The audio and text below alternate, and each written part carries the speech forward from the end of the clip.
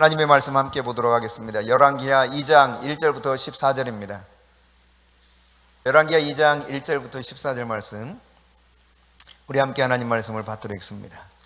여호와께서 회오리바람으로 엘리야를 하늘로 올리고자 하실 때 엘리야가 엘리사와 더불어 길갈에서 나가더니 엘리야가 엘리사에게 이르되 청하건대 너는 여기 머물라, 여호와께서 나를 베델로 보내시느니라 하니, 엘리사가 이르되 여호와께서 살아계심과 당신의 영혼이 살아있음을 두고 맹세하노니 내가 당신을 떠나지 아니하겠나이다 하는지라.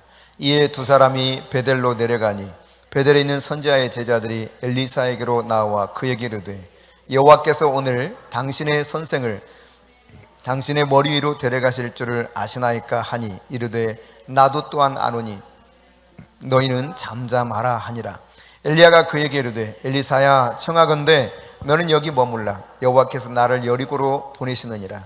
엘리사가 이르되 여호와께서 살아계심과 당신의 영혼이 살아있음을 두고 맹세하노니 내가 당신을 떠나지 아니하겠나이다 하니라. 그들이 여리고에 이르매 여리고에 있는 선지자의 제자들이 엘리사에게 나와 이르되 여호와께서 오늘 당신의 선생을 당신의 머리 위로 데려가실 줄을 아시나이까 하니, 엘리사가 이르되 나도 아노니 너희는 잠잠하라. 엘리야가 또 엘리사에게 이르되 청하건대 너는 여기 머물라, 여호와께서 나를 요단으로 보내시니라 하니, 그가 이르되 여호와께서 살아계심과 당신의 영혼이 살아있음을 두고 맹세하노니 내가 당신을 떠나지 아니하겠나이다 하는지라. 이에 두 사람이 가니라. 선지자의 제자 50명이 가서 멀리 서서 바라보매 그 두 사람이 요단가에 서 있더니 엘리야가 겉옷을 가지고 말아 물을 치매 물이 이리저리 갈라지고 두 사람만이 마른 땅 위로 건너더라. 건너매 엘리야가 엘리사에게 이르되 나를 내게서 데려감을 당하기 전에 내가 내게 어떻게 할지를 구하라. 엘리사가 이르되 당신의 성령이 하시는 역사가 갑절이나 내게 있게 하소서 하는지라.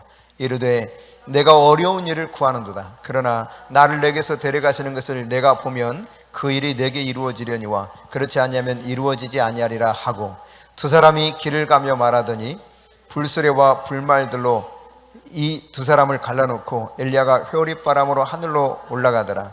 엘리사가 보고 소리 지르되 내 아버지여 내 아버지여 이스라엘의 병거와 그 마병이여 하더니 다시 보이지 아니하는지라. 이에 엘리사가 자기의 옷을 잡아 둘로 찢고 엘리야의 몸에서 떨어진 겉옷을 주워 가지고 돌아와 요단 언덕에 서서 엘리야의 몸에서 떨어진 그의 겉옷을 가지고 물을 치며 이르되 엘리야의 하나님 여호와는 어디 계시니까 하고, 그도 물을 치매 물이 이리저리 갈라지고 엘리사가 건너니라. 아멘. 왜 우리가 하나님의 얼굴을 어떻게 구할 수 있는가 계속해서 살펴보고 있는데, 오늘은 하나님의 능력이 나타날 때까지 따라가라, 이런 제목을 가지고 여러분과 함께 하나님 말씀을 나누도록 하겠습니다. 오늘 본문에 보면은 선지자 중에 최고의 선지자라고 일컬어졌던 엘리야, 그리고 그의 영적 아들이 되는 엘리사에 관한 이야기가 쭉 언급이 되어 있습니다. 그런데 이제 엘리야가요 말이죠, 하나님께 부름을 받을 때가 다 된 겁니다. 이것을 알았던 엘리야였죠. 그래서 엘리야가 이렇게 말해요. 길갈에 있을 때 엘리사에게 말하기를 너 그냥 여기 머물러 있어라. 여호와께서 나를 지금 베델로 보내는데 너는 그냥 여기 있으라 그럽니다. 그러니까 엘리사가 하는 말이 여호와께서 살아계심을 두고 맹세하고 또 당신의 생명을 두고 맹세하건대 내가 당신을 절대 떠나지 않겠다는 거예요. 그래서 이제 이 길갈에서 베델로 갑니다. 베델에서 또다시 엘리야가 엘리사에게 말하죠. 너 여기 머물러라. 하나님이 나를 지금 여리고로 가게 한다. 그래서 엘리사가 또다시 대답하죠. 내가 하나님의 살아계심을 두고 맹세하고 내가 당신의 생명을 두고 맹세하거니와 내가 당신을 절대로 떠나지 않겠다, 이렇게 맹세합니다. 그러자 잠시 또 있다가 어떻게 합니까? 너 여기 머물러 있어라. 나 따라오지 마. 더 이상 따라오지 마. 여기 머물러 있어. 나는 지금 하나님께서 어디로 보낸다는 거예요? 이제 요단으로 보낸다는 거예요. 요단으로. 그러니까 엘리사가 뭐라고 대답합니까? 내가 하나님의 살아계심과 당신의 생명을 두고 맹세하노니 내가 당신을 절대로 떠나지 않겠다는 거예요. 그러니까 끝까지 따라가겠다는 겁니다. 그리고 이제 그렇게 끝까지 따라왔던 엘리사에게 엘리야가 물어요. 너가 원하는 게 뭐니? 내가 지금 하나님께로 가기 전에 네가 원하는 게 뭔지 듣고 싶다는 거예요. 엘리사가 대답하죠. 당신의 영감을 갑절이나 내게 주옵소서. 영감은 나이든 어른을 말하는 것이 아닙니다. 성령을 말하는 거예요. 성령의 능력. 영감을 나에게 갑절이나 주게 해달라는. 그러니까 엘리야가 뭐라고 대답해요? 네가 참 어려운 거를 나한테 구하는구나 그래요. 네가 참 어려운 거를 구하는구나. 사실 이 영적인 능력의 공급자는 누굽니까? 하나님이잖아요. 엘리야가 줄 수 있는 게 아니거든요. 이거 어려운 거죠. 네가 참 어려운 것을 구하는도다. 그러면서 엘리야가 거기 덧붙여요. 만일 내가 하늘로 올라가는 것을 네가 본다면, 그때까지도 나를 계속해서 바라볼 수 있다면 너에게 이 영감의 갑절이 임할 거다. 그렇게 이야기하고 이제 엘리야가 겉옷을 딱 벗어제끼더니 겉옷으로 막 이 요단강을 치는 거예요. 그랬더니 갑자기 강물이 쫙 갈라져. 그리고 그 마른 땅 위를 엘리야와 엘리사가 건너갑니다. 그러면서 동시에 불병거와 불소리가 딱 나타나더니 슉 이끌어 가는 거예요. 슉. 그 장면을 딱 목격합니다. 이렇게 올라가다가 계속 바라보고 있는 자기 영적 아들, 영적 제자인 엘리사에게 자기의 겉옷을 벗어서 휙 던져줘요. 내 아버지요, 이스라엘의 병거와 이스라엘의 마병이요. 그 사랑하는 마음과 간절함이 배어있는 목소리로 엘리야를 부르는데, 엘리야는 불병거를 타고 슉 하늘로 가요. 지금 가고 있는 거 보이시죠? 안 보여요? 봐야 되는데. 지금 그래야 여러분도 영감의 갑절을 얻을 거 아니에요. 자, 보세요. 지금 올라갑니다. 올라가. 그 겉옷을 딱 벗어 던진단 말이에요. 아, 받았어요? 잘했네. 그 겉옷을 가지고 이제 엘리사가 어떻게 합니까? 자기도 따라서 요단강을 내리쳤어요. 그랬더니 요단강이 갈라져. 그리고 거기를 걷는 장면을 오늘 본문에서 소개하고 있어요. 그리고 하나님께서 엘리사에게 엘리야에게 임했던 영감을 갑절이나 부어주셨습니다. 그것이 오늘의 스토리죠. 네. 여러분, 그런데 한번 생각해 보십시다. 엘리야가 정말 엘리사가 더 이상 너 따라오지 말았어? 그게 본심이었을까? 갑자기 제가 어렸을 때 생각이 나네요. 시골에서 이렇게 자랄 때, 그때 이제 끼리끼리 어울려가지고 막 멀리 산토끼 잡으러 다니기도 하고 그랬거든요. 그래서 이제 어느 날은 우리 친구가 산토끼 잡으러 가대. 그래서 우리 비슷비슷한 또래끼리 쫙 모였어. 그런데 형 어디가 다 하고 집집마다 이 꼬맹이들이 따라 나오는 거죠. 옛날에는 다 함께 어울려 놀았거든. 그러니까 형 어디가 막 그러는 거죠. 이제 우리 바로 밑에 남동생, 그리고 그 밑에도 남동생이에요. 밑에 여동생은 안 따라오는데 남동생 둘이 따라왔어. 근데 바로 밑에 동생이야 2살 차이니까 웬만큼 따라올 수 있는 애예요. 근데 여기 얘는 5살 차이가 나. 그 당시 어릴 때 5살 차이는 크잖아요. 그러니까 얘를 데리고 가려면 굉장히 어려운 일인 거야. 상당히 떨어진 산으로 가야 되는데, 그래서 얘를 떼어놓고 막 도망을 쳤습니다. 그랬더니 막 울면서 계속 따라오는 거야. 울면서 계속 따라와. 결국은 어쩔 수 없이 내가 아니라, 나는 끝까지 도망쳤는데 우리 그 주변의 그 사람들이 이렇게 데리고 이렇게 같이 왔어요.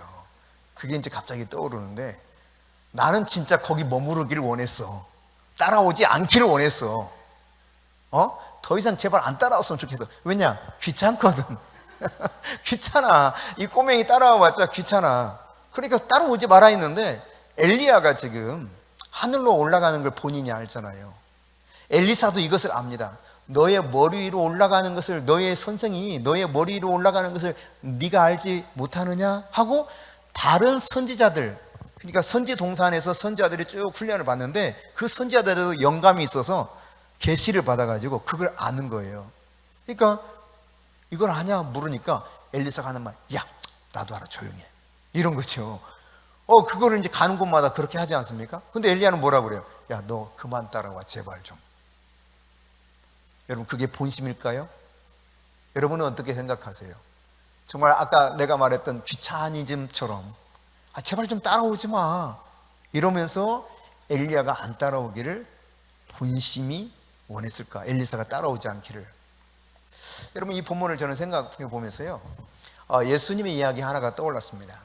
예수님께서 마태복음 15장에 보면은 21절부터 28절 사이에 수르보니게 여인이라고 하는 헬라 여인을 한 사람 만나게 돼요. 이 여자가 말이지 예수님께 막 부탁을 하는 거야. 자기 어린 딸이 흉악한 귀신이 들렸다는 거예요. 흉악한 귀신. 제발 좀 도와달라고. 그러니까 예수님은 어떻게 해요? 대답 한마디도 안 해요. 참 무한한 겁니다, 여러분. 지금 막 너무 간절하게 이 문제 반드시 해결해야 되기 때문에 이 간절함을 가지고 찾아가서 부탁을 하는데 한마디도 대답을 안 해. 이북선 집사님 저한테 와가지고 우리 아름이 위해서 기도 좀 해주세요 어쩌고 저쩌고 막 한다고 쳐봅시다. 근데 내가 들은 척도 안 해. 딴청을 부려. 여러분 어떻겠어요? 속이 막 뒤집어지겠죠? 세상에 목사님이 저럴 수가 있는가 막 이 속에다 막 그래가지고 어쩌면 한 번 참을지 몰라. 못 참을지도 모르는데 한 번 참았다 쳐봐. 네. 그래서 또 막 부탁을 해. 제발 좀 그래도 좀 제발 우리 딸 좀 도와달라고. 근데 예수님이 하시는 말씀이 잘 들으시오 여인이요. 아니 아들이 먹을 떡을 가져다가 걔한테 던져주는 거 봤어? 이런 거예요. 기가 막히잖아요. 사람 너무 당황스럽잖아. 세상에 이렇게 자존심을 짓밟을 수가 있습니까? 어떻게 그렇게 거절을 해도 그따위로 거절을 할 수가 있습니까? 예수님이 그따구로 그냥 아니 세상에 그따구로 어떻게 거절을 하냐고. 내가 오늘 좀 힘들고 내가 좀 오늘 바쁘니까 나중에 좀 봅시다 하든가 알았으니까 내가 기도할 테니까 가라고 하든가 귀찮으면 그래도 괜찮을 텐데 아니 아들 것을 걔한테 던지는 거 봤어? 참 황당한 이야기죠. 근데 여러분 어떻게 해요? 이 여인이 물러서질 않아요. 그리고 곧장 이어서 말합니다. 개들도 주인의 상에서 떨어지는 부스러기를 먹나이다. 여러분 왜 그러면 예수님이 침묵으로 일관하시고 무시하면서 또 완전히 개무시하면서 개 취급을 했을까요? 요즘 딱 맞는 표현이네. 개무시하면서 개 취급을 해. 이 세상에 왜 그랬을까? 들어주기 싫어서? 이방 여인이니까? 아니잖아요. 진짜 이 여인이 진실로 그것을 원하고 정말 간절한 가운데서 주님의 능력을 믿는지 확인하기 위함이었어요. 엘리야가 야 그만 있어 가만히 있어. 지금까지 너 쫓아다닌 것보다 충분해. 나 지금 하나님이 지금 여기서 베들로 가라니까 너 여기 머물러 있어. 진심이겠나요? 베들 가서도 됐다니까 여기까지만 따라와 제발. 나 지금 하나님이 좀 여리고로 가라 그러니까 여기 있어. 여리고에서 또 그러잖아요. 진짜 너 왜 그렇게 나 쫓아오냐. 제발 여기 있으라니까 여기. 그만 따라와. 하나님 지금 나 지금 요단으로 가래. 또 쫓아가요. 그러면 여러분 엘리야가 지금 하나님께로 부름을 받는 거를 제자의 제자들도 알고 있으니까 조무래기 선지자들도 알고 있으니까 엘리야 알아요 몰라요? 알죠. 그러면 여러분 지금 하나님께로 가면서 수제자라고 여길 수 있는 엘리사에게 뭘 해주고 싶을 것 같아요? 여러분 같으면 여러분이 엘리야라면 뭐 최고로 뭔가 이렇게 조언도 하고 뭔가 기도도 해주고 막 이러고 싶을 거 아니에요? 근데 따라오지 말래. 아주 냉정하게 가는 곳마다 제발 그만 따라와.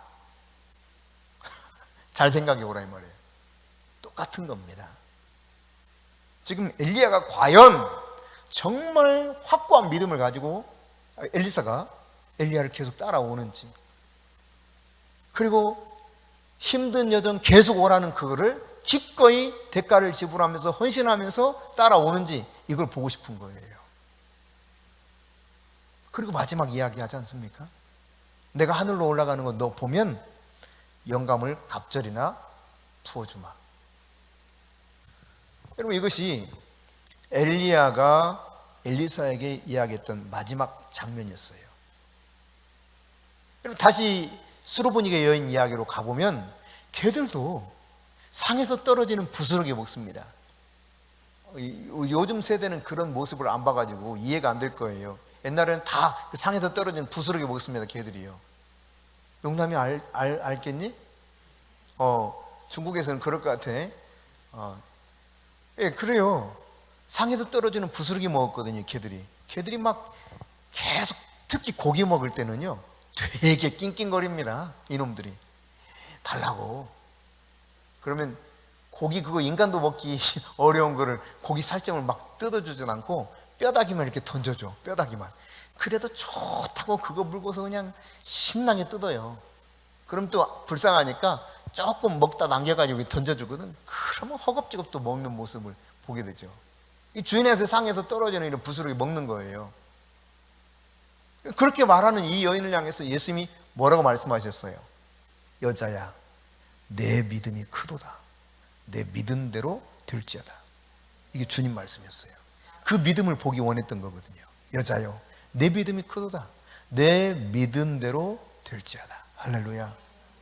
그 즉시로 그 딸이 싹 나와버렸습니다. 이게 믿음이에요. 믿음. 믿음의 역사는 대단한 것입니다. 믿음은 산을 옮겨서 바다에 빠지기도 할 수 있는 것입니다. 근데 그 믿음을 끝까지 시험하고 계시는 예수님의 모습을 보여주고 있죠. 오늘 엘리야가 엘리사를 그렇게 과연 정말 믿음을 가지고 쫓아오는지, 기꺼이 먼 거리 계속 가더라도 아휴 진짜 그만 가지 왜 이러실까 이러지 않고 계속 기꺼이 헌신하면서 따라갈 수 있는지, 이거 보는 거예요. 여러분, 이 말을 다르게 표현하면 영적 갈망이 이 엘리사에게 어느 정도 있는지를 보기 원하고 있는 것입니다. 이 영적 갈망이 채워지기를 바랄 때 어떠한 대가라도 지불하고 나는 그 영적 갈망을 하나님으로부터 공급받기 원합니다. 하나님의 얼굴이 내게 비춰지기를 원합니다. 그것이 있는지를 보기를 원하고 있다는 사실입니다. 여러분, 영적인 아버지 엘리야를 끝까지 좇으면서 따라갈 때 어떻게 되었습니까? 하나님께서 엘리야 마지막 순간까지 엘리야와 함께 있었던 이 엘리사에게 영감을, 엘리야에게 주었던 영감을 갑절이나 부어줬어요. 갑절이나. 사진 한번 잠깐 보면, 읽어보면 하나님의 얼굴을 구하는 것, 이것이야말로 가장 궁극적인 추구이다. 그러나 하나님의 얼굴을 구하고자 하면 반드시 죽을 각오를 해야 한다. 하나님을 보는 것에는 큰 대가가 따른다. 언제나 우리 안에 무언가가 죽는다. 이게 제 책상 앞에 이제 그 유리창에 붙여져 있는 글씨인데, 그래요 여러분, 하나님의 얼굴, 하나님의 임재, 하나님의 능력을 내가 구한다면 기꺼이 대가를 지불해야 되는 거예요. 근데 대가 지불을 안 하려고 하면 말이 안 되는 거죠. 농사를 지어도 여러분 대가를 지불하지 않으면 농사 제대로 됩니까? 우리 최지사님 조금 아시겠네요. 대가 지불하지 않으면 농사가 제대로 돼요? 잡초도 제거해야 되고 때에 따라서 비료도 줘야 되고, 아이고 물이 안 오면, 비가 안 오면 물도 갖다 퍼날려야 되고요. 이 옆에 이 그 땅 주인 사장님이 농사를 잘 지으셔요. 아주 그냥 뭐 배추가 얼마나 잘 자랐는지 오늘 이렇게 점심 먹으러 가려다가 보니까 여기 계시더라고. 그래서 왜 이렇게 농사를 잘 지으세요? 그러면서 이야기 잠깐 나누다가 썼는데 얼마나 잘 가꾸는지 몰라. 근데 시시때때 오십니다, 이분. 와서 두 분이 그냥 잡초도 제거했다가 뭐 비료도 그냥 이게 하나하나 또 주더라고. 배추 하나하나에다가 이렇게 이게 꽂아가지고 비료를 주더구만. 지난번 보니까 그 지난번에 비료 주셨죠? 그랬더니 그렇다는 거야. 그러니까 막 무성하게 잘 자라는 거예요. 그냥. 하루가 다르게 막 자라는 거예요. 여러분, 농사도 그래요. 농사도. 여러분, 잔디밭이 여기 있잖아요. 잔디밭. 제가 휴가를 다녀오니까 차이 나는 것 중에 하나가 있어요. 잔디밭에 뭐가 많이 생겼을까? 잡초가 여기저기 막. 그렇지 않을 때는 제가 틈틈이 잡초를 뽑았거든요. 근데 휴가 동안에 잡초를 안 뽑았더니 여기저기 막 잡초가 나 있어. 아유, 뽑기 싫더라고요. 그래서 내버려뒀어, 한동안. 그러다가 안 되겠다 싶어가지고 며칠 전에 내가 또 잡초를 쭉 제거했거든요. 여러분, 하나하나가요 다 손길이 가고 희생이 필요합니다. 그 어떤 것이라도요. 저절로 되는 게 없습니다. 그런데 하물며 하나님의 내가 임재 앞에서 하나님의 얼굴을 보기 원하고 하나님의 능력이 임하기 원하는데 희생과 헌신과 대가가 없다? 있을 수가 없는 거예요. 오늘 엘리야가 엘리사에게 요구하는 것이 바로 그것이었던 겁니다. 너무나 그러니까 예수님을 믿을 때 성도들이 너무 편한 예수님을 믿으려고 해요. 그렇지 않습니다. 예수님은 누구든지 나를 따라오려거든. 거기 뭐라고 그랬어요? 제자들아 나를 따라오려거든? 야, 좀 열심히 있는 사람들아 나를 따라오려거든?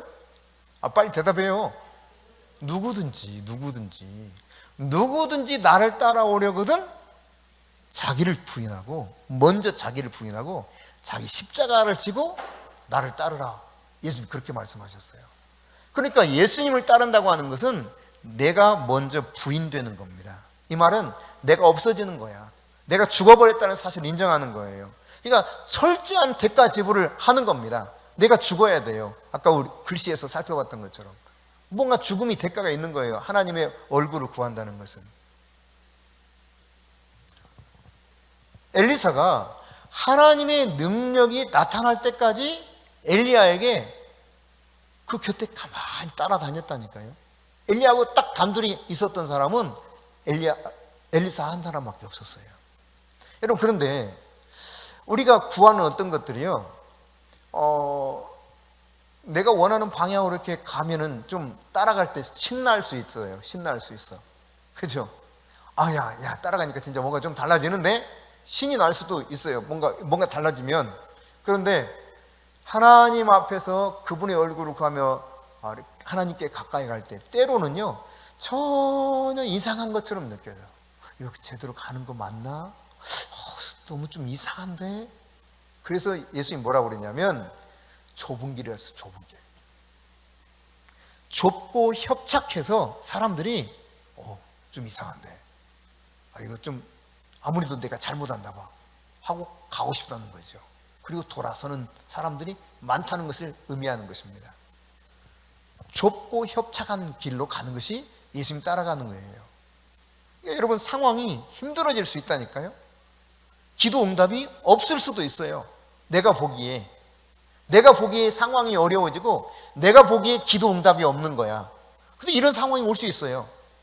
그럼에도 불구하고 내가 주님의 얼굴을 구하는 거, 하나님의 얼굴을 구하는 거, 하나님의 능력을 구하는 것을 멈추지 말라라는 것이 오늘 우리에게 하나님께서 말씀해 주시는 가장 핵심적인 키포인트 중에 하나입니다. 여러분, 정말 하나님을 갈망한다면, 나도 정말 하나님의 임재 안에서 자유를 누리면서 하나님의 능력에 붙들려서 하나님이 원하신 대로 쓰임받기를 원한다면, 내가 보기에 어떤 상황으로 간다 할지라도, 도대체 기도가 응답되는지 안 되는지 도무지 알 수 없다 할지라도 하나님을 신뢰하고 그냥 묵묵히 주님의 얼굴을 구하며 따라가는 거예요. 그곳에 하나님이 임재하십니다. 하나님이 기다리고 계십니다. 하나님의 능력이 우리에게 부어지는 때가 반드시 오는 겁니다. 그러므로 여러분이 하나님의 능력이 나타날 때까지 멈추지 마시고 계속 가기를 결정하고 한 걸음 한 걸음 주님과 함께 동행하며 나갈 수 있기를 바랍니다. 인간은요 끝장이라는 때가 있거든요. 더 이상 소망이 없다 이런 때 있어요. 황영찬 지금 목사가 됐다고 여러분에게 말씀드린 바 있습니다. 이 신혼 때 아내인 주세입 사모님이 임신을 했는데 병원에 가니까 심장이 멎었다며 아기가 2주째인가? 크질 않는데 심장이 뛰질 않고, 그러니까 의사의 판단으로는 죽은 거예요. 그래서 조금 있다가 다시 오자, 일주일 후에 다시 와라. 그리고 이제 아이를 좀 고상한 표현으로 뭐라고 해야 돼요? 소파수술 해내서 아이를 이렇게 안타깝지만 떼어내자는 거죠. 왜? 이 아이가 심장이 멈춘 지 2주가 됐기 때문에 지금 심장도 뛰지 않고 자라지도 않고 그런 거예요. 인간은 소망이 있어요, 없어요? 없죠. 그러나 여러분, 그런 때조차도 하나님께 소망을 두고 믿음을 가지는 것에서 여러분이 멈추지 마세요. 그 상태 속에서 교회에 왔습니다. 그러나 이렇게 선포했죠. 하나님은 죽은 자 살린다. 이것을 위해서 함께 기도하자. 그리고 함께 기도하고 최 목사님 마지막으로 선포하면서 기도했어요. 그 결과 여러분, 일주일에 갔는데 어떻게 됐느냐? 심장이 정상적으로 뛸 뿐만 아니라 아이가 그동안 멈춰있던 성장이 정상으로 자라나 있어. 할렐루야. 여러분이 하나님 얼굴을 구하고 하나님의 은혜를 구하고 능력을 구할 때 내가 원치 않는 어떤 상황으로 바뀌어서 도무지 이것이 하나님의 은혜인지 사랑인지 응답인지 뭔지 이게 도대체 어떻게 된 거냐 할 때도요, 하나님께 신뢰를 두라 이 말이에요. 믿는 것을 멈추지 말라는 이야기입니다. 끝까지 하나님을 신뢰하고 그 하나님의 얼굴을 구하세요. 하나님이 역사하십니다. 엘리사가요, 앞서 말씀드렸던 것처럼 자신에게 엘리야의 영감이 갑절이 임할 때까지 계속 멈추지 않고, 오지 말라고 아무리 그래도 그 말을 듣지 않고 계속 따라갑니다. 계속 따라가요. 영적인 아버지 그들을 계속 따라가요. 제 동생 또 생각납니다. 따라오지 마. 너 따라오지 마. 막 내가 소리치면서 달려갔거든요. 따라오지 마. 아, 야! 계속 쫓아와. 아, 진짜 따라오지 말라니까. 계속 쫓아와. 보다 못해 우리 친구가 가가지고 데리고 왔다니까요. 얘를. 내가 거짓말하고 막 도망쳤거든. 야, 엄마한테 가가지고 뭐 좀 이야기하고 와. 하고, 야, 가자! 막! 도망쳤어. 근데 집에 들어갔다가 잠깐 나오니까 형들이 막 저기 가거든. 거기서부터 얼마나 소리를 지르면서 우는지. 그 동생이 지금 아주 예수를 잘 믿습니다. 저를 따라와서 그래요, 어려서부터.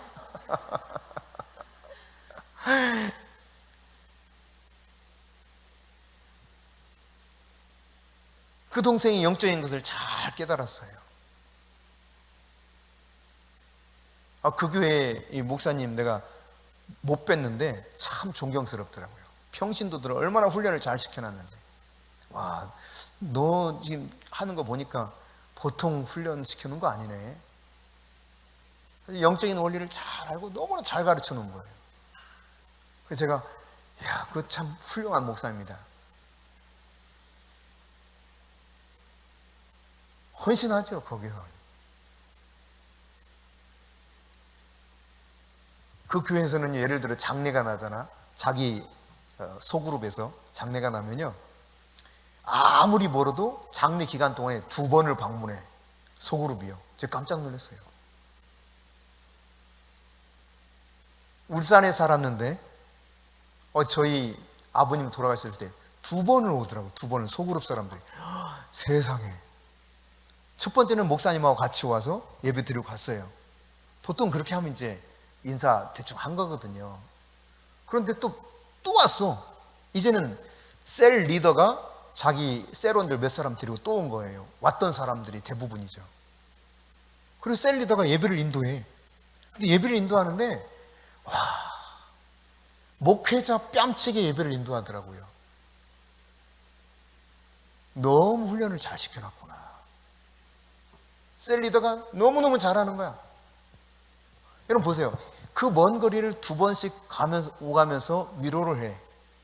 얼마나 큰 위로를 받겠어요. 근데 그걸 보고 배운 사람은 어떻게 하겠어요? 또 그렇게 하는 거지. 그렇게 할 수밖에 없어요. 다 보고 배우는 거니까. 그 동생 이야기에다 잠깐 이렇게 갔는데 다시 돌아와서, 예, 그래요, 여러분.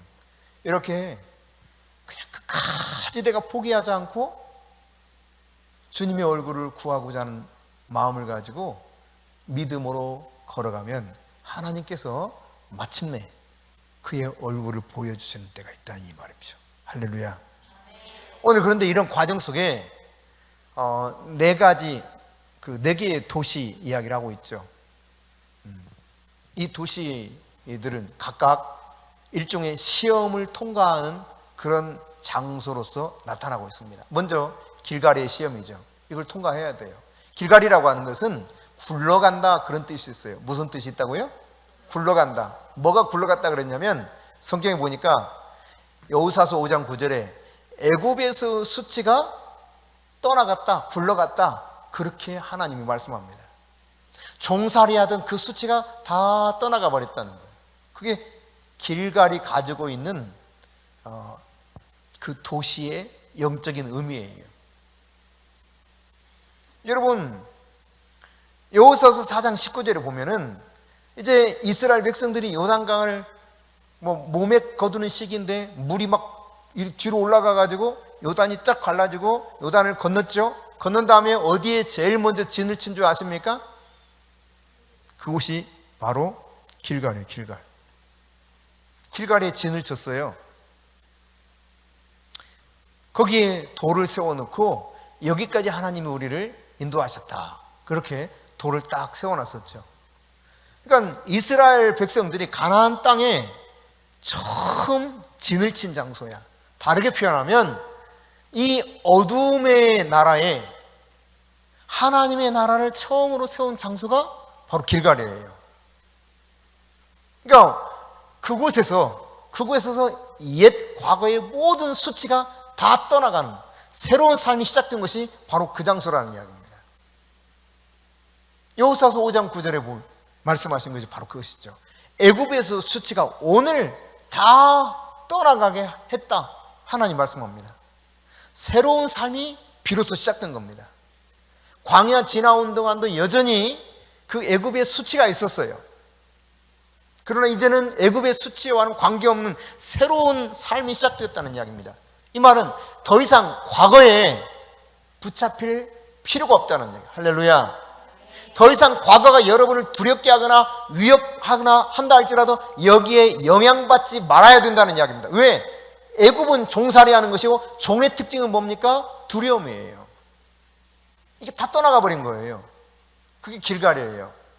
근데 이 두려움에 사로잡혀 있으면 결국 길갈의 시험을 통과하지 못하는 거죠. 이거 확 뚫고 지나가야 돼요. 할렐루야.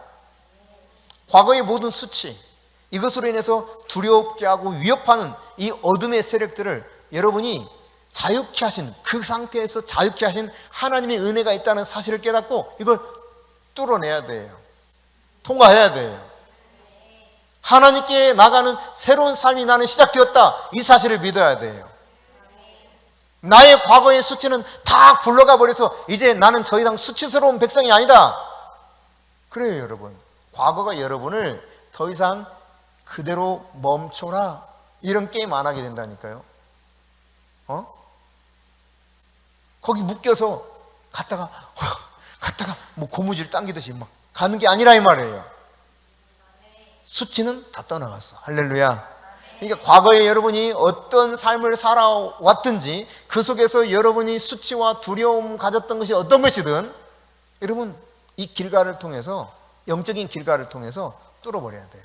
이미 하나님은 하나님의 얼굴이 임하게 하는 이 과정 속에서 하나님의 능력이 나타날 때까지 따라가는 자에게 첫 번째로 통과하기 원하는 것이, 야, 너의 수치는 다 떠났고 너의 과거 문제는 다 해결됐어. 이제 그 과거 때문에 너 매일 필요 하나도 없어. 이제부터 새로운 삶이 시작된 거야. 이거를 알게 하는 겁니다. 아멘. 그러면 여러분, 이 사실을 깨닫고 이제는 영적으로 성장하기 시작하는 출발이 바로 지금이다라는 사실을 알아야 돼요.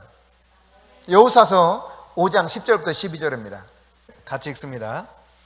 또 이스라엘 자손들이 길갈이에 진쳤고 그달 14일 저녁에는 여리고 평지에서 유월절을 지켰으며 유월절 이튿날에 그 땅의 소산물을 먹되 그날에 무교병과 볶은 곡식을 먹었더라. 또 그 땅의 소산물을 먹은 다음 날에 만나가 그쳤으니 이스라엘 사람들이 다시는 만나를 얻지 못하였고 그 해에 가나안 땅에 소출을 먹었더라. 아멘. 여러분, 여기서부터 어떤 일이 벌어지는 겁니까? 이제 새롭게 삶의 형태가 달라져요. 지금까지는 하나님께서 만나를 계속 먹이면서 광야를 걷고 요단을 건너게 했습니다. 그리고 길갈에 진을 친 이때로부터는 유월절 잔치를 하고 난 다음 이제는 뭘 하기 시작했느냐, 그 땅의 소산물을 얻어서 소출을, 거기에서 얻은 소출을 통해서 먹고 사는 삶이 시작됐다는 거예요. 그러니까 여러분, 새로운 과거에 그 붙들릴 수밖에 없던 수치의 삶, 옛삶이 정리되고 새로운 삶이 시작될 때는 내가 영적으로 성장하기 위해서 나에게 주어지는 책임을 감당하는 것이 요구되는 것입니다. 이제 내가 해야 될 일, 내가 해야 되는 거예요. 이게 이제 길갈의 과정을 통과하는 모습입니다. 자, 길갈에서 어디로 갔습니까? 이제 베델로 갑니다. 베델로 가서, 그럼 베델은 어떤 뜻을 가지고 있느냐? 하나님의 집이라는 뜻을 가지고 있습니다. 무슨 뜻이라고요? 하나님의 집. 이게 하나님의 집인데, 여러분 이 베델이라고 하는 장소에서는 창세기에 보면은 아브라함이 하나님께 제단을 쌓았던 곳이에요. 그렇게 이 베델에서 제단을 쌓았더니 하나님이 거기 나타나셨습니다. 그러니까 제단을 쌓았다는 말은 무슨 말입니까? 하나님께 예배를 드렸다, 기도를 했다, 그런 의미예요. 그 장소가 어디라고요?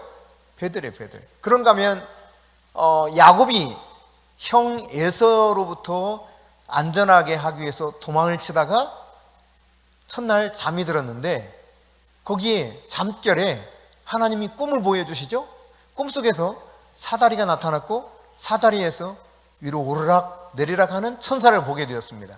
그래서 그곳이 하나님이 특별히 구별한 하나님의 전, 즉 하나님의 집이라는 사실을 알았어요. 베트, 엘은 하나님이고요, 베트가 집이라는 뜻이에요. 하나님의 집, 하나님의 전, 똑같은 말입니다. 아, 여기가 하나님의 집이구나, 이 사실을 알았던 장소가 어디냐? 바로 베델이에요, 베델. 그러니까 이 베델이라고 하는 것은 하나님의 백성들이 여기에서 기도하는 가운데 믿음이 성장하는 곳이 바로 이 베델입니다. 성숙하게 되는 곳이 베델이에요. 하나님을 깊이 체험하는 장소가 베델입니다. 여러분, 사실 왜 그들이 이런 하나님을 깊이 체험할 수 있게 되었는가를 생각해 보십시오. 그들에게 소망이 없는 거예요. 오로지 기도하면서 하나님을 의지할 수밖에 없었어요. 그 결과로 인해서 하나님이 그들을 만나줬습니다. 아브라함 만나주시고 야곱을 만나주셨어요. 그러니까 여러분, 우리가 새로운 삶이 시작되고 난 다음에 베델로 가면 거기서부터는 기도하면서 하나님을 만나는 가운데 내 신앙이 영적으로 자라고 성숙해지는 이런 단계가 우리에게 찾아오는 거예요. 깊이 있게 기도하는 겁니다. 그곳에서 하나님을 만나는, 인카운터 되는 역사가 일어나는 거예요. 여러분이 만일 기도를 하지 않거나 기도를 멈추게 되면 영이 성장할 수가 없어요. 오늘 베델을 통과해서 다시 또 가기를 원하는 거거든요. 이 베델을 뛰어넘어서 가기를 원하는데 여기를 통과하지 못하면 내 영은 그냥 과거 그 상태에 머물러서 더 이상 자라지 않거나 퇴보할 수밖에 없게 되는 거죠. 여러분이 베델을 통과해서 기도하는 가운데 살아계신 하나님을 체험하는 놀라운 은혜가 있기를 바랍니다. 그런가 하면 여러분, 여기 머물러 있으라 그러는데 또다시 어디로 갑니까? 이제는 여리고로 가요. 여리고는 향기라고 하는 의미를 가지고 있는데 여기는 이제 종려나무가 굉장히 많았어요. 그래서 종려나무의 도시라고도 일컬어졌던 곳이 이 여리고입니다. 여러분, 이 여리고는 또 기억나는 사건이 뭐가 있어요, 여러분? 예수님까지 가지 말고 너무 많이 갔어. 거기는 맞아요. 예수님이 거기 가가지고 여리고에서 했던 사건이 있죠. 삭개오 이야기도 거기서 나오고, 거기까지는 너무 가지 말고 구약에서만 먼저 생각해 봅시다. 여리고에서 어떤 사건이 생각나요? 그렇죠. 여리고성 무너진 사건. 근데 여리고성 무너진 이 전쟁이 이스라엘 백성들이 가나안 땅에 들어와서 몇 번째 전쟁이었어요? 첫 번째 전쟁이었죠. 길갈에서 진을 치고 있을 때 하나님께서는, 아까 길갈 이야기를 좀 다시 약간 더 부가적으로 하면, 길갈에서 하나님께서 뭘 하라고 그랬냐면 할례산에서 할례를 행하라 그랬습니다. 이거 구별되어라 그런 뜻이거든요. 그러니까 길갈은 옛 수치가 물러가고 구별된 하나님의 백성이 되어서 새로운 삶을 시작하는 곳이에요. 근데 여러분, 실상 이 길갈에서 할례를 행하라고 했던 이 상황이 어떤 상황인가를 여러분 잘 생각을 해야 됩니다. 지금 가나안 땅에 들어와서 그러면 누가 있는 겁니까? 적들이 질비해. 적들이 여기저기 다 적이야. 그런데 하나님은 뭘 행하라고 그랬다고요? 할례를 행하라고 했어. 할례를 받게 되면 제대로 움직일 수가 없습니다. 꼼짝 말아요. 꼼짝 말아. 와서 누가 건드려도 제대로 움직일 수가 없어. 너무 아파가지고. 근데 할례를 행하래. 그러면 전쟁 준비하라는 거예요, 말라는 거예요? 그냥 우리가 얼핏 생각했을 때 전쟁을 할 수 없는 상태가 되는 겁니다. 그런데 전쟁 준비의 첫 번째 준비가 뭐였냐? 할례를 행하는 거였어요. 수치가 떠나가고 하나님께 구별된 사람으로서 과거의 모든 더럽고 추한 수치들이 싹 사라지게 만드는 이런 구별된 존재로서 변화가 전쟁을 하는 첫 준비였다. 그리고 기도의 장소로 가고 있어요. 베델. 베델에서 이제는 여리고로 갔는데, 이 여리고에서는 여러분이 방금 말씀하셨던 것처럼 이스라엘 백성들이 가나안 땅에 와가지고 첫 번째 전쟁을 치르는 접전지가 바로 여리고였습니다. 그렇죠? 그런데 여러분, 그 땅에서 처음 전투를 할 때 어떻게 했습니까? 도저히 이게 가능성이 없는 전투처럼 보여. 성벽이 얼마나 두꺼운지 이게 마차가 2대가 왔다 갔다 했대요. 자, 성벽의 두께를 생각해 봐요. 마차가 왕복을 해요. 왕복. 그러니까 2차선 도로야. 2차선 도로. 성벽의 두께가. 그런데 그런 성벽이 또 하나 더 있어. 안쪽으로. 외벽이 있고 내벽이 있는 게 여리고 성이에요. 자, 그러면 이 성이 쉽게 무너지겠어, 안 무너지겠어? 여러분 생각을 해보세요. 이게 굉장히 무너뜨리기 어려운 아주 초롱성 같은 곳이 여리고였습니다. 근데 첫 번째 그 여리고 성의 사람들하고 전쟁을 하도록 하나님이 거기로 이끄셔. 이스라엘 백성이 일부러 선택한 게 아니에요. 하나님이 거기로 이끄셨어요. 처음 전쟁을 해야 하는데 제일 어려운 성을 만난 거야. 소위 조그만하고 허술한 성으로 가면 와, 우리가 이겼다 뭐 이러면서 막 신나서 할 텐데, 이거 보니까 전쟁이 만만치 않은 전쟁이야. 거기 갔는데 하나님이 어떻게 말씀합니까? 하루에 한 바퀴씩 그냥 침묵하면서 돌라는 거예요. 그 성을 일체 아무 말도 하지 말고 엿새를 그렇게 하루에 한 바퀴씩 돌라는 겁니다. 그리고 1회째 7일째가 되는 날은 7바퀴를 돌고 마지막 7바퀴를 돈 다음에 소리를 지르라는 거예요. 나팔을 불면서 소리를 지르라는 거예요. 전쟁하는 모습을 한번 상상해 보세요. 사람들이 지금 여리고 성이 이렇게 지켜봅니다. 저놈들 뭐하나. 근데 아무 말도 안 해. 보통 웅성웅성하잖아, 사람이 있으면. 여러분 60만 명, 장정만 60만 명이야. 게다가 딸린 식솔들을 한번 생각해 보세요.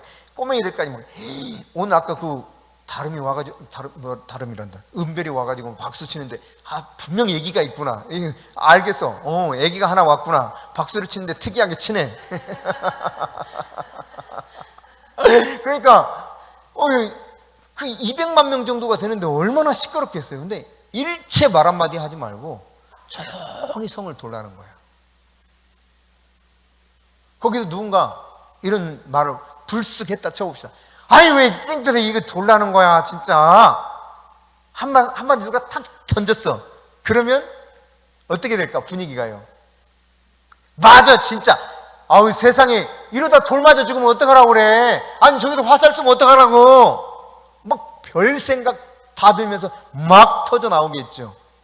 그런데 일체 말을 못하게 한마디도 하지 말고 돌라는 거예요. 이거 위에서 지켜보다가 쟤는 뭐야? 조용히 발자국 소리만 나. 저거. 그러더니 한 바퀴 돌더니 사라져. 다음날 또 나타나서 저기다 또 나타났다. 야 전쟁 준비해. 막 긴장해서 준비합니다.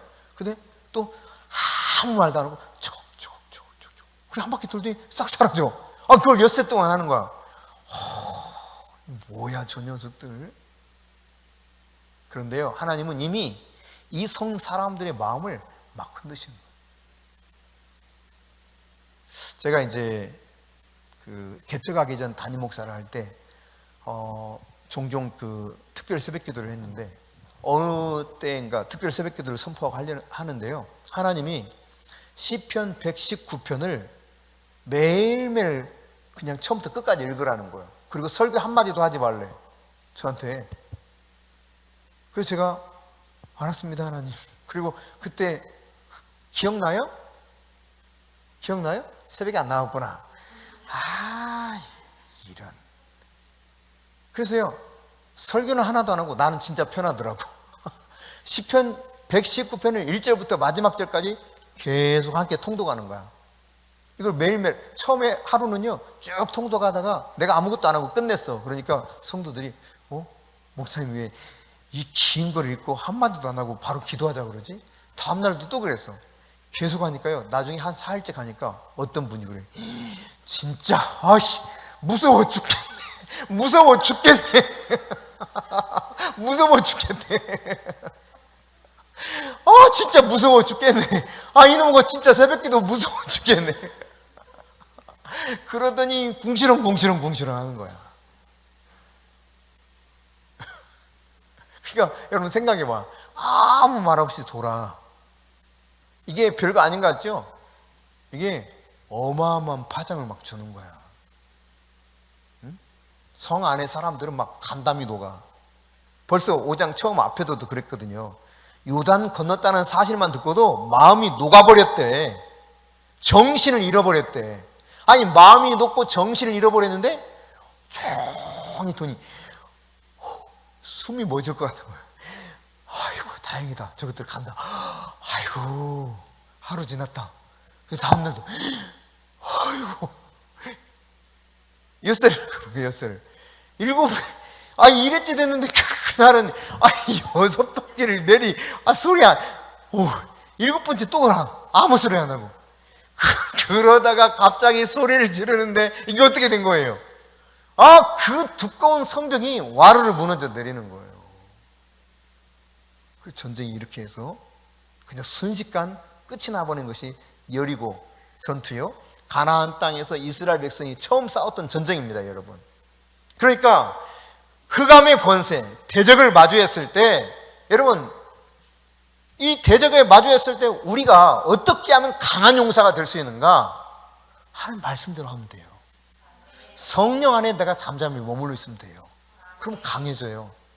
하나님 말씀하신 대로 그냥 이 사람들 묵묵히 걸었어. 아무 말 안 하고 마지막 때까지 돌았어. 여러분, 만일에 하나님께 대한 믿음을 두지 않았다면 그렇게 돌 수 있겠어요? 거기서 돌짝이라도 던지면 그대로 죽을 수 있는데? 응? 행주산성 대체 말잖아. 돌멩이 던져가지고 한 거. 이 전쟁에서도 맷돌 윗짝 던져가지고 죽었던 사례도 있어요. 이 성경 안에 전쟁에서도. 그런데 성벽을 그렇게 돌기만 해. 하나님께 대한 믿음이 없이 이게 할 수 있습니까? 안 되는 거예요.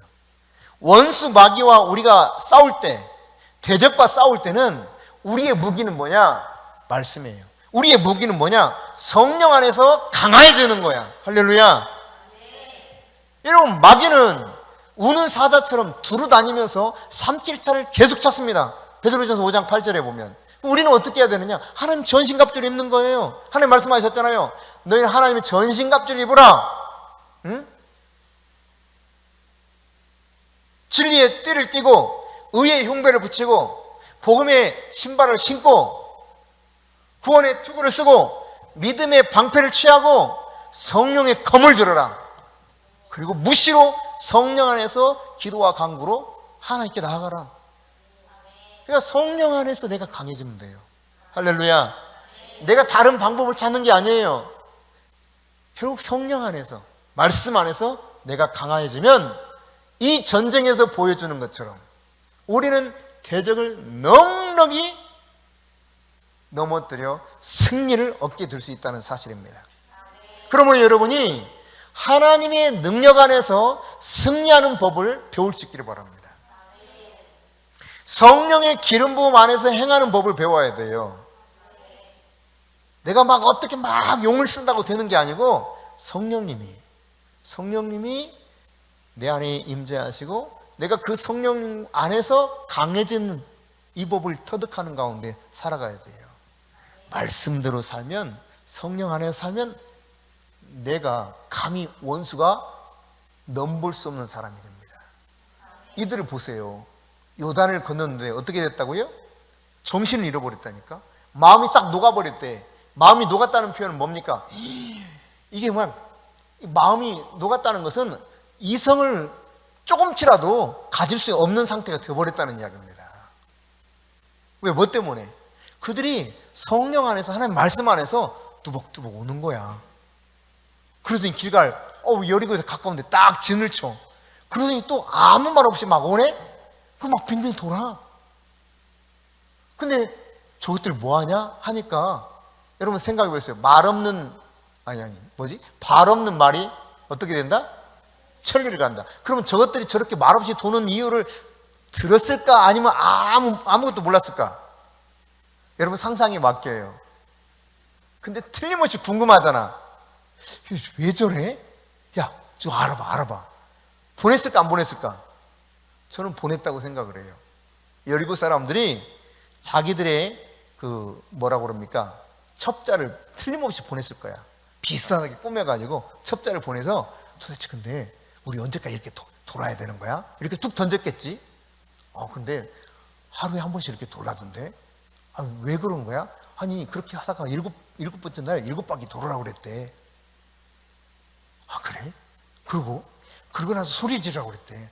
그럼 이성이 무너진다고. 이 소식을 가지고 딱 들어가서 여러분 생각해 봐. 요단만 건넜어도 건너가기만 했어도 마음이 녹아버리고 정신을 잃어버렸어. 근데 지금 하나님이 이 전쟁을 어떻게 이길 수 있는가를 가르쳐 주셨다는 거야. 그리고 그들은 그대로 따라서 하고 있어요. 성령 안에서, 말씀 안에서 막 따라 하는 거야. 얼마나 무섭겠어요. 아니 제가 하나님이 너는 이번에 시편 119편을 그냥 아무것도 설명하지 말고 1절부터 마지막 절까지 그냥 성도들하고 통독만 해라. 근데 통독했다니까 순종하면서요. 첫째 날도, 둘째 날도, 여섯째 날도 일주일 동안 하는데 계속했어. 그러니까 중간쯤 한 4일쯤 되니까 그냥 안수 집사 하나가 있었는데 안수 집사 하나가 막 아씨 무서워 죽겠네. 새벽에 나와야 돼 말아야 돼.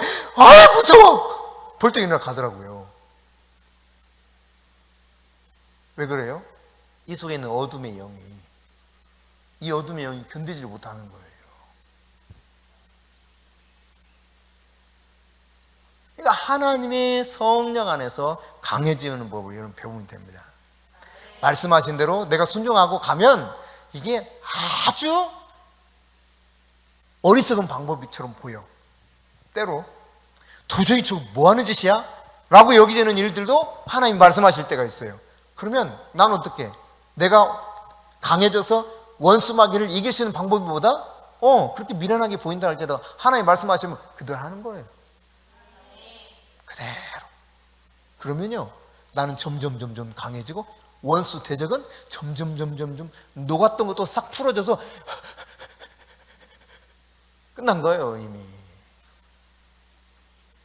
근데 내가 두려워하잖아요.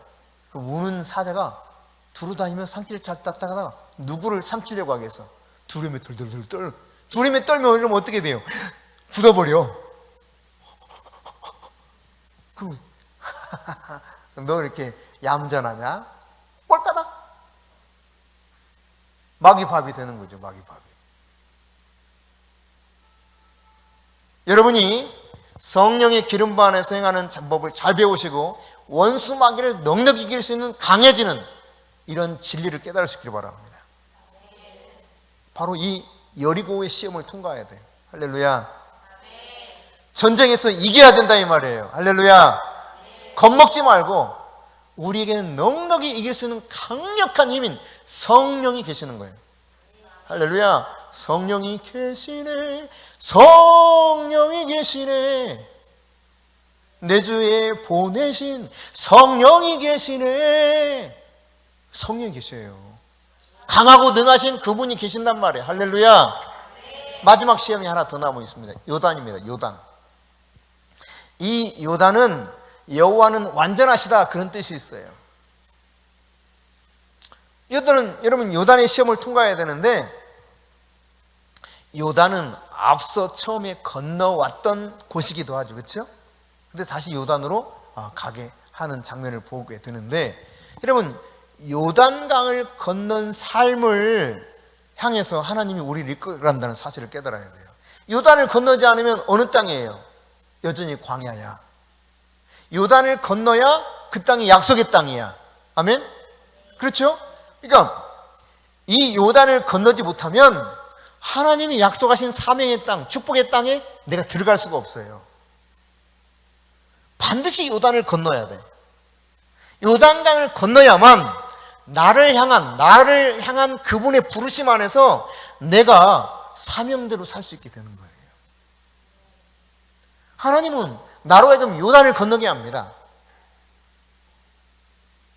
여러분, 이 요단을 건넌다는 것은 영적으로 내가 죽고 예수로 인해 사는 것, 그것을 의미하는 것이기도 해요. 내가 철저히 예수와 함께 연합하여 죽으면 예수가 내 안에서 살아. 할렐루야. 그 요단을 건너야 비로소 나에게 주어진 사명의 길, 부르심의 길을, 목적을 향해서, 내 진정한 목적을 향해, 내 인생의 진정한 목적을 향해서 걸어갈 수가 있게 돼요.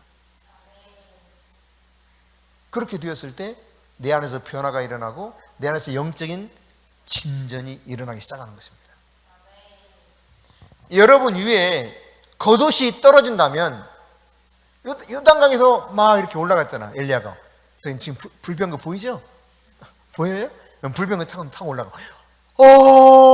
내 아버지, 이스라엘의 병거요, 마병이요. 그랬더니 겉옷을 확 휘리릭 던져줘. 샥 받았어. 받았어. 자, 이 겉옷을 받았으면, 떨어지면, 요단강에서 보다가 떨어지면 내가 받잖아. 그러면 이 겉옷을 가지고 어떻게 해야 돼요? 요단강을 향해 가야 돼. 누구처럼? 영적 스승 엘리야처럼. 그래서 엘리야처럼 요단강을 치는 거야, 겉옷으로. 그리고 요단을 건너는 거예요. 그래야 비로소 사명의 길을 걸 수 있게 되는 거예요. 엘리사가 그때부터 영감을 갑절이나 받아서 엘리사에게 하나님이 주셨던 본연의 사명의 길을 걷기 시작합니다. 할렐루야. 여러분이 이 요단을 통과해서 사명대로 살 수 있기를 축복합니다. 거룩한 사명을 향해서 여러분이 멈추지 마시고 걸어갈 수 있기를 바랍니다. 하나님은 그럴 때 거룩한 축복이 여러분 안에 있다는 것을 깨닫게 하시고 그 계속 전진하는 은혜를 부어주실 것입니다. 여러분, 대가를 지불해야 돼요. 대가를. 길갈과 베델, 여리고, 요단을 끝까지 가면서 대가를 지불하지 않았다면 엘리사는 그 영광의 기름 부음, 그 엘리야에게 임했던 능력, 이거 볼 수가 없었습니다. 그 능력을 볼 때까지 대가를 지불하면서 따라가는 거예요. 그렇게 능력이 나타날 때까지 계속 따라가면 하나님께서 마침내 부어주신다니까요. 할렐루야. 마침내 겉옷을 나에게 주시는 거예요. 이 겉옷은 기름 부음의 상징입니다. 하나님이 그 기름 부음을 충만하게 부어주시는 것입니다. 그러므로 여러분이 어디까지 이르렀든지 멈추지 마시고 길갈, 베델, 여리고, 그리고 요단까지라도 가서 하나님께서 여러분이 부어주시는 겉옷을 취해서 요단을 건너세요. 요단 강을 건너는 거예요. 나로 하여금 사명의 길을 걷지 못하도록 가로막혀 있는 요단을 건너야 돼. 이거 건너면 되는 거예요. 건너면. 제사장들이 법궤를 메고 먼저 들어갔죠. 여러분, 먼저 이 제사장들이 법궤를 메고 들어갔을 때 어떤 때였습니까? 강물이 넘쳐났을 때라는 거. 제가요, 한번 어렸을 때 초등학교 다닐 때 죽을 뻔했습니다. 진짜 무서웠어요. 왜 그러냐면 어느 날 이제 비가 많이 내려오고 난 다음이야. 우리 친구들이 우리 동네 저수지에서 수영하지 말고 저 다른 마을에 가가지고 냇가에서 수영을 하재. 그럼 재밌다는 거야. 나는 근데 수영을 잘 못했거든. 하긴 해도 어설프게 했거든요. 그래서 따라갔지. 다 가니까 우리 또래가 따라갔어. 근데 뻘거벗고 이제 수영을 하는 거예요. 근데 물이 비 오고 나니까 강물이, 이 냇가 물이 어때요? 상당히 빠른 거야. 물살이 들어가면 물살의 힘이 쫙 떠내려가. 그 순간 겁이 나는 거야. 애들은 여기서 놀고 있는데 수영을 잘하니까 물살이 이렇게 내려와도 막 하면서요, 제자리에서 이렇게 조금씩 올라가. 연어 마냥, 물고기 마냥. 근데 나는 하면 할수록 뒤로 물러가. 하면 할수록 뒤로 가. 그러니까 막 겁이 나는 거야. 뭐 아무리 해도 안 돼. 이러다 나 죽겠다. 막 이런 마음이 드는 거야. 그래서 막 두려움이 오는 거죠. 근데 그 순간 방향을 바꿔라. 이런 마음이 내 이 속에서 들리라. 방향을 바꿨어. 그러니까 물살이 싹 이렇게 내려가잖아. 야, 옆으로 살살 가. 옆으로 살살 가니까 뚝으로 나갈 수 있더라고요. 그때 그 마음속에서 울리는 소리가 못 들었다면 나는 그러다 죽었을지도 몰라요. 막 이렇게 얼마나 두렵대. 막 떠내려가는 거야. 계속 생각을 해봐. 그 물살이 얼마나 센지. 막 가는데요. 그런 데서 내가 처음 수영을 해봤거든. 한 번도 안 해봤어. 근데 그 소리 듣고 하는 바람에 내 살을 수 있었어요.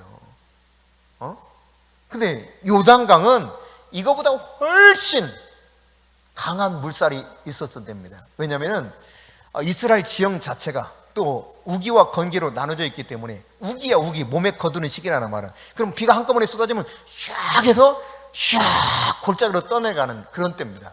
그러면 그게 한꺼번에 몰려서 물이 흘러갈 때 그 물살을 한번 상상해 보세요. 홍수 났을 때 여러분 그 물이 이렇게 개천 따라 가는 모습 보신 적 있어요? 무섭습니다. 거기 막 송아지가 떠내려가요. 돼지가 막 떠내려 꼴꼴꼴 하면서 진짜야. 송아지가 우와 하면 막 떠내려가. 아무도 손을 못 대요. 근데 그거를 왜? 물살이 너무 무서우니까.